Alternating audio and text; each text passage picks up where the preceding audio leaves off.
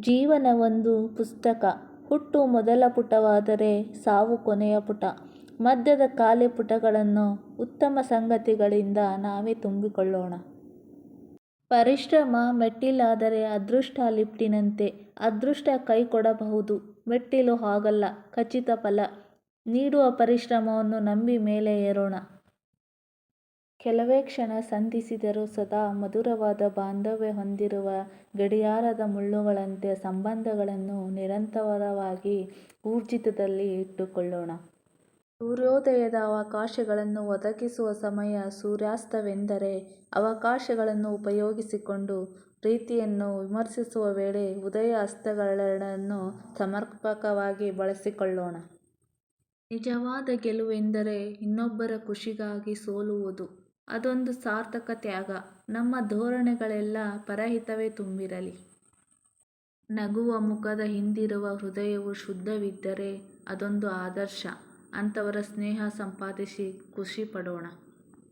ಯಾವುದೇ ಕೆಟ್ಟ ಯೋಚನೆಗಳು ಒಳ ಸೇರದಂತೆ ಹಾಗೂ ಉತ್ತಮ ಮಾತುಗಳಷ್ಟೇ ಹೊರಬರುವಂತೆ ನಮ್ಮ ಮನಸ್ಸು ಮತ್ತು ಬಾಯಿಗಳನ್ನು ಯೋಗ್ಯ ರೀತಿಯಲ್ಲಿ ಇಟ್ಟುಕೊಳ್ಳೋಣ. ನೆನ್ನೆಯ ಅನುಭವಗಳ ಬೆಳಕಲ್ಲಿ ನಾಳಿನ ಒಳಿತನ್ನು ಬಯಸಿ ಬರಮಾಡಿಕೊಳ್ಳುವ ಹೊಸ ವರ್ಷದ ಈ ಸಂದರ್ಭದಲ್ಲಿ ಎಲ್ಲರಿಗೂ ಶುಭ ಹಾರೈಸೋಣ. ಮುಗುಳು ನಗೆ ಮತ್ತು ಉತ್ತಮ ಮಾತುಗಳು ಇತರರಿಗೆ ನಾವು ನೀಡಬಹುದಾದ ಉತ್ತಮ ಕಾಣಿಕೆಗಳು. ಕೊಟ್ಟಷ್ಟು ವೃದ್ಧಿಯಾಗುವ ಈ ಸಂಪತ್ತನ್ನು ಸರಿಯಾಗಿ ವಿನಿಯೋಗಿಸಿಕೊಳ್ಳೋಣ. ನಮ್ಮ ಯಶಸ್ಸಿನ ಹಿಂದೆ ಅದೆಷ್ಟೋ ಜನರ ಸಹಕಾರ ಹಾರೈಕೆಗಳು ಇರುತ್ತವೆ. ಅವರೆಲ್ಲರನ್ನೂ ನೆನಪಿಸಿಕೊಳ್ಳುತ್ತಾ ಗೌರವಿಸುತ್ತಾ ಹೆಜ್ಜೆ ಹಾಕೋಣ.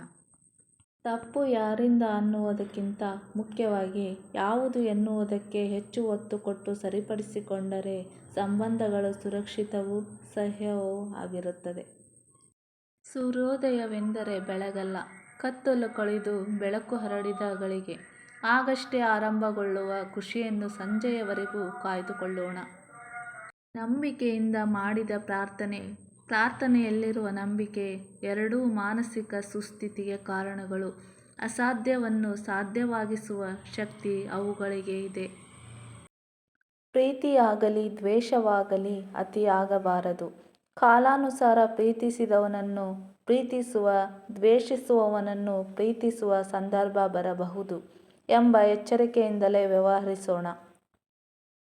ವಸ್ತುಗಳನ್ನು ಸರಿಯಾಗಿ ಉಪಯೋಗಿಸಬೇಕು, ಜನರನ್ನಲ್ಲ. ಜನರನ್ನು ಪ್ರೀತಿಸಬೇಕು, ವಸ್ತುಗಳನ್ನಲ್ಲ.